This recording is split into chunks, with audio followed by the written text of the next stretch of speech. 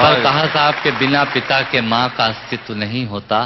किसी ने शेर कहा कि पक्के फल पेड़ों से रिश्ता तोड़ जाते हैं और अपाहिज बाप हो जाए तो बेटे छोड़ जाते हैं।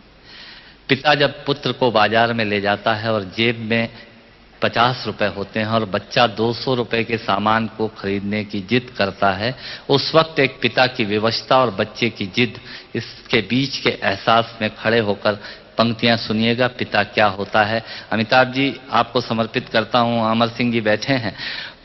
पिता जीवन है, संबल है, शक्ति है। पिता सृष्टि के निर्माण की अभिव्यक्ति है। पिता अंगुली पकड़े बच्चे का सहारा है। पिता कभी कुछ खट्टा कभी खारा है। पिता पालन है, पोषण है, परिवार का अनुशासन है। पिता धौंस से चलने वाला प्रेम का प्रशासन है। पिता रोटी है, कपड़ा है, मकान है। पिता छोटे से परिंदे का बड़ा आसमान है। पिता छोटे से परिंदे का बड़ा आसमान है। पिता अप्रदर्शित अनंत प्यार है। पिता है तो बच्चों को इंतजार है।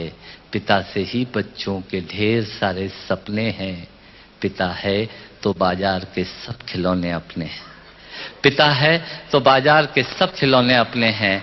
पिता से परिवार में प्रतिपल राग है। पिता से ही माँ की बिंदी और सुहाग है। पिता परमात्मा की जगत के प्रति आसक्ति है। पिता गृहस्थ आश्रम में उच्च स्थिति की भक्ति है। पिता अपनी इच्छाओं का हनन और परिवार की पूर्ति है। पिता रक्त में दिए हुए संस्कारों की मूर्ति है। पिता एक जीवन को जीवन का दान है। पिता दुनिया दिखाने का एहसान है। पिता सुरक्षा है अगर सिर पर हाथ है। पिता नहीं तो बचपन अनाथ है। पिता नहीं तो बचपन अनाथ है।